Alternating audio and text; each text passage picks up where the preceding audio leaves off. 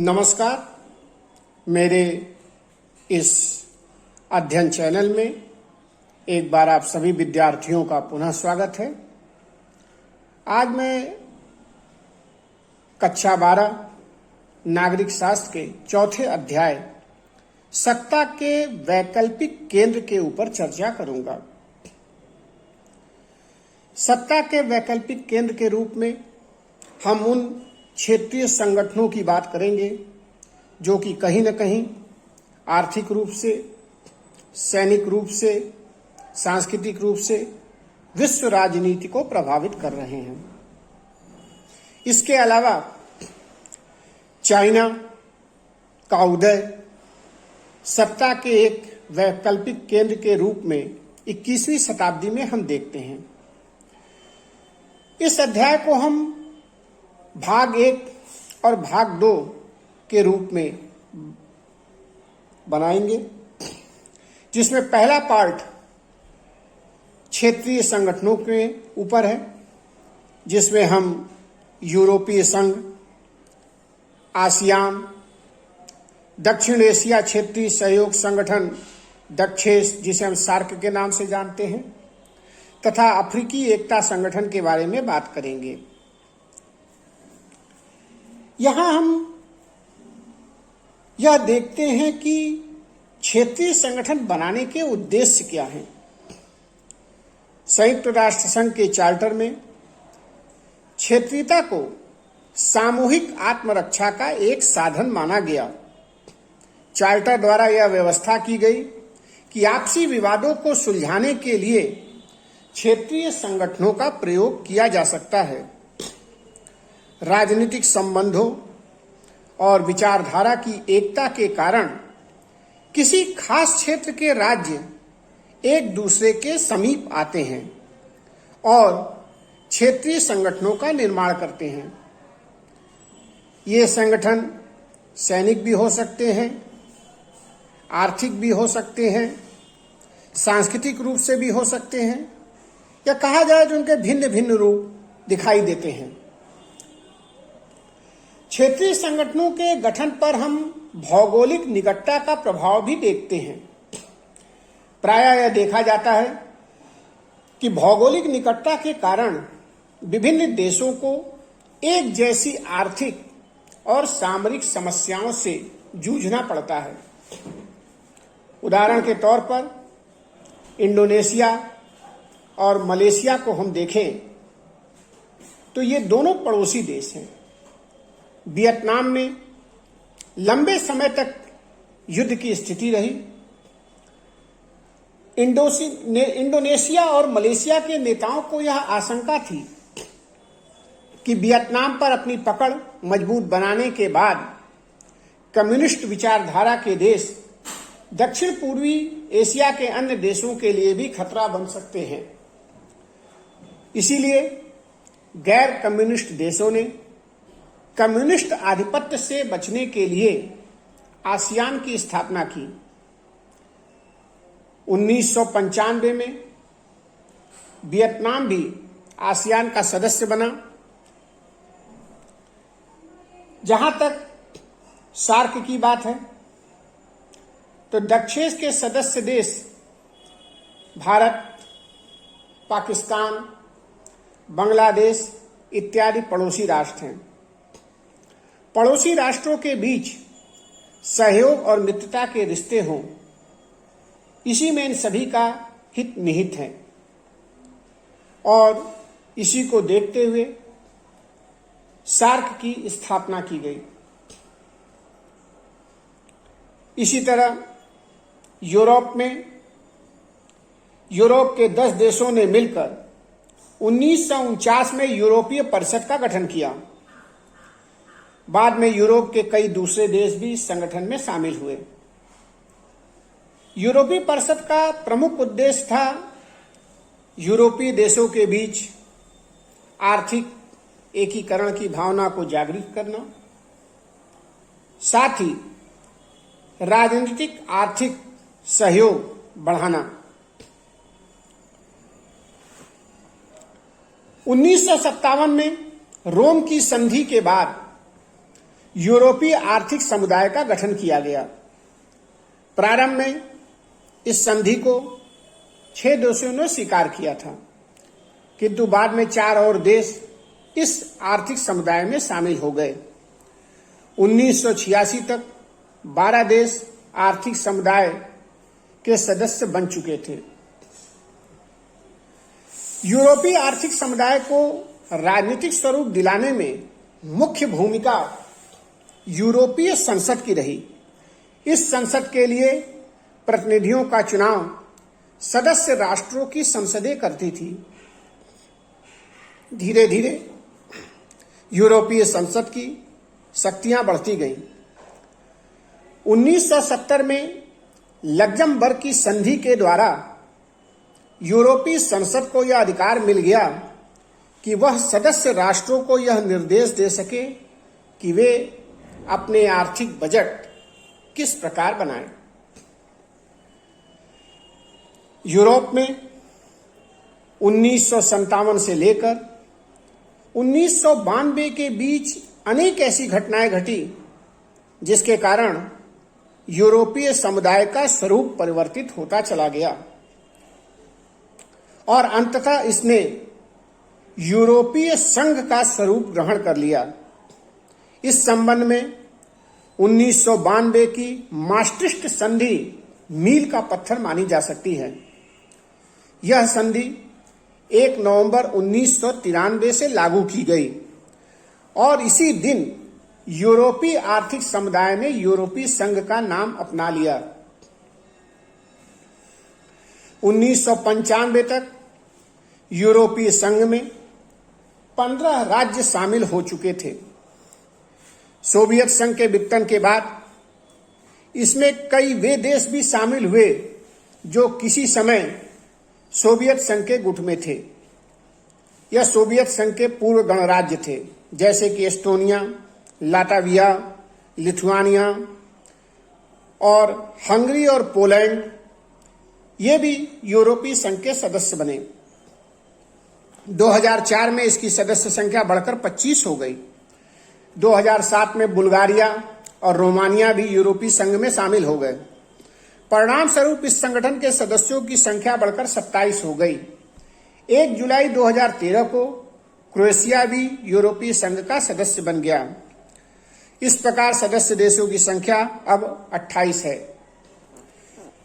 यूरोपीय संघ के प्रमुख अंग में यूरोपीय आयोग, यूरोपीय मंत्रिपरिषद, यूरोपीय संसद जिसके सदस्य 5 वर्षों के लिए सीधे चुनाव द्वारा चुने जाते हैं, आर्थिक और सामाजिक समिति, न्यायिक अदालत इत्यादि है।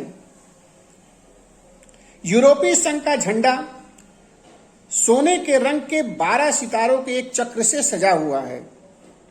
यह चक्र इस बात का प्रतीक है कि यूरोपीय संघ के सदस्य राष्ट्र पूर्ण एकता और तालमेल में काम करते हैं। यूरोप की एक पुरानी परंपरा के अनुसार 12 की संख्या पूर्णता, श्रेष्ठता और एकता का प्रतीक है।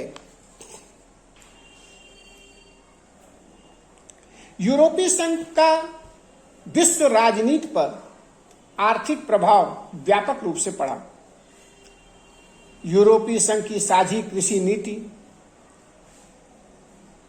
एक साझा बाजार और एकीकृत मुद्रा यूरो ने विश्व राजनीति को व्यापक रूप से प्रभावित किया। 1 जनवरी 2002 में यूरो यूरोपीय देशों की प्रचलन मुद्रा में आ गई। प्रारंभ में यूरोपीय संघ के 12 सदस्य राष्ट्रों ने इस मुद्रा को स्वीकार किया। धीरे धीरे अन्य राष्ट्रों ने भी स्वीकार किया, यद्यपि अभी भी ब्रिटेन जैसे बड़े राष्ट्रों ने इसे स्वीकार नहीं किया है। जहां तक यूरोपीय संघ का विश्व राजनीति पर राजनयिक प्रभाव की चर्चा है, तो यूरोपीय समुदाय ने 1970 के दशक से ही विश्व राजनीति को राजनीतिक रूप से भी प्रभावित करना शुरू कर दिया था। 1979 में सोवियत संघ ने जब अफगानिस्तान पर आक्रमण किया, तो यूरोपीय संघ ने सोवियत संघ पर आर्थिक प्रतिबंध लगाए, दक्षिण अफ्रीका की रंगभेद की नीति और फिलिस्तीनी लोगों के मानवाधिकारों के संदर्भ में भी यूरोपीय संसद ने या यूरोपीय संघ ने कड़े कदम उठाए।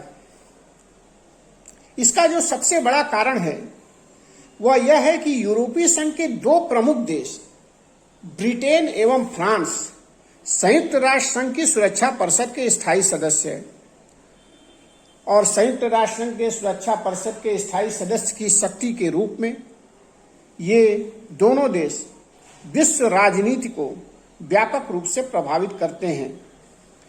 मार्च 2014 में रूस ने यूक्रेन के एक प्रदेश क्रीमिया पर कब्जा कर लिया, परंतु यूरोपीय संघ के पश्चिमी देशों ने क्रीमिया को रूस का हिस्सा मानने से इनकार कर दिया। रूस के खिलाफ इन देशों ने कई प्रतिबंधों की घोषणा की। इसमें से एक प्रतिबंध यह भी था कि रूसी बैंकों को पश्चिमी देशों में काम करने की अनुमति नहीं दी जाएगी। यूरोपीय संघ की सैन्य क्षमता की भी बात करना आवश्यक है कि यूरोपीय देशों की सशस्त्र सेनाओं पर यद्यपि यूरोपीय संघ का कोई सीधा नियंत्रण नहीं है, परंतु 2001 में यूरोपीय संघ के सम्मुख यह विचार आया कि एक शीघ्रगामी प्रतिक्रियात्मक सेना का गठन किया जाए जो तुरंत किसी लड़ाई में शामिल हो सके। लेकिन कई सदस्य देशों जैसे आयरलैंड और डेनमार्क ने इस प्रस्ताव का विरोध किया था। अमेरिका भी इस तरह के किसी सैन्य बल के विरुद्ध था, क्योंकि इस स्थिति में यूरोपीय सेना और अमेरिका द्वारा नियंत्रित नाटो सेना के आपसी संबंधों में कटुता उत्पन्न हो सकती थी। यूरोपीय संबंध या यूरोपीय देशों के संबंध में यह भी उल्लेखनीय है कि यूरोपीय संघ के सदस्य देशों के पास विश्व की दूसरी सबसे बड़ी सेना है और ब्रिटेन व फ्रांस जैसे देशों के पास परमाणु हथियार हैं और अंतरिक्ष युद्ध की तकनीक में भी फ्रांस व ब्रिटेन यूरोपीय संघ के अग्रणी देश हैं। इस तरह से हम देखते हैं कि वर्तमान राजनीति में, जो कि विश्व राजनीति में प्रचलित है, उसमें यूरोपीय संघ की भूमिका एक अधिराष्ट्रीय संगठन के रूप में है। अब यहां यह प्रश्न उठता है कि यह अधिराष्ट्रीय संगठन किसे कहते हैं। अधिराष्ट्रीय संगठन ऐसा संगठन होता है जिसमें बहुत से राष्ट्रों की शक्ति और गुण भरे होते हैं और यूरोपीय संघ में ये सारे गुण हमें दिखाई देते हैं, जैसे एकीकृत मुद्रा, एक साझी कृषि नीति, साझी विदेश व सुरक्षा नीति। इन तीनों विशेषताओं के कारण यूरोपीय संघ विश्व राजनीति में एक अधिराष्ट्रीय संगठन की भूमिका निभा रहा है। अब हम आसियान के विषय में चर्चा करते हैं। 8 अगस्त 1967 को बैंकॉक घोषणा पर हस्ताक्षर करके 5 देशों इंडोनेशिया, मलेशिया, फिलीपींस, सिंगापुर और थाईलैंड ने आसियान की स्थापना की। धीरे धीरे इन देशों या इस संगठन में देशों की संख्या बढ़ने लगी। आज इसकी संख्या 10 है। यहां तक कि कई अन्य देशों के प्रतिनिधि इसकी बैठकों में संवाद साथियों के रूप में भाग लेते हैं, जैसे भारत, चीन, जापान, कनाडा, ऑस्ट्रेलिया और अमेरिका कभी न कभी इन संगठन की बैठक में अपनी भूमिका का निर्वहन कर चुके हैं। जहां तक आसियान के उद्देश्य की बात है, तो आसियान के उद्देश्य भी मूल रूप से आर्थिक, सामाजिक, सांस्कृतिक, तकनीकी, वैज्ञानिक और प्रशासनिक क्षेत्रों में सदस्य देशों के बीच सहयोग को बढ़ाना है। साथ ही कृषि, उद्योग, व्यापार, आवागमन और संचार के साधनों के विस्तार के लिए भी सक्रिय रूप से एक दूसरे का सहयोग करना है।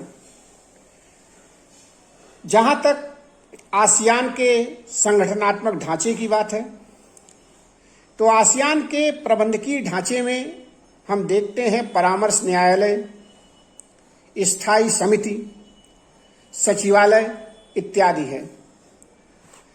इसका मुख्यालय जकार्ता में है, जो कि इंडोनेशिया की राजधानी है। आसियान की भूमिका यूरोपीय संघ की तरह अधिराष्ट्रीय संगठन के रूप में उस तरह से तो नहीं है जैसे हम यूरोपीय संघ को देखते हैं, लेकिन इसके बाद भी दक्षिण पूर्व एशिया की राजनीति को आसियान ने महत्वपूर्ण रूप से प्रभावित किया है। इस संदर्भ में हम 2020 में आसियान के विजन डॉक्यूमेंट्स 2020 का उल्लेख करना जरूरी समझते हैं। विजन दस्तावेज या विजन डॉक्यूमेंट्स 2020 एक ऐतिहासिक दस्तावेज है। थाईलैंड में सरकार का तख्ता पलट, फिलीपींस में अशांति, म्यांमार में सैनिक तानाशाही के संदर्भ में यह महसूस किया गया कि आसियान संगठन लोकतांत्रिक मूल्यों के प्रति अपनी निष्ठा प्रकट करे। आसियान देशों में हो रहे गैर लोकतांत्रिक बदलावों का विरोध किया जाए। इसी संदर्भ में वर्ष 2020 में एक विजन डॉक्यूमेंट्स प्रस्तुत किया गया। जहां तक भारत की नीति की बात हम करते हैं, तो प्रधानमंत्री नरसिम्हा राव के समय में लुक ईस्ट पॉलिसी भारत की विदेश नीति का एक प्रमुख आधार था। इसका अर्थ था कि दक्षिण पूर्व एशिया के देशों की ओर अपने सहयोग, व्यापार को बढ़ाया जाए। 2014 में जब मोदी सरकार आई तो ये look east policy act east policy में बदल गई और भारत आसियान के देशों के साथ खुल के सहयोग करने लगा। यहां तक कि भारत ने कई देशों, विशेषकर लाओस, म्यांमार, कंबोडिया और वियतनाम को इनके सामाजिक आर्थिक विकास कार्यक्रमों के लिए सहयोग दिया। कहीं न कहीं यह भारत की विदेश नीति की एक बहुत बड़ी सफलता मानी जा सकती है। ये आपका पहला पार्ट था। सेकंड पार्ट में हम दक्षेश, सार्क और लोकतांत्रिक चीन के संदर्भ में, लोक गणतंत्र चीन के संदर्भ में चर्चा करेंगे। नमस्कार।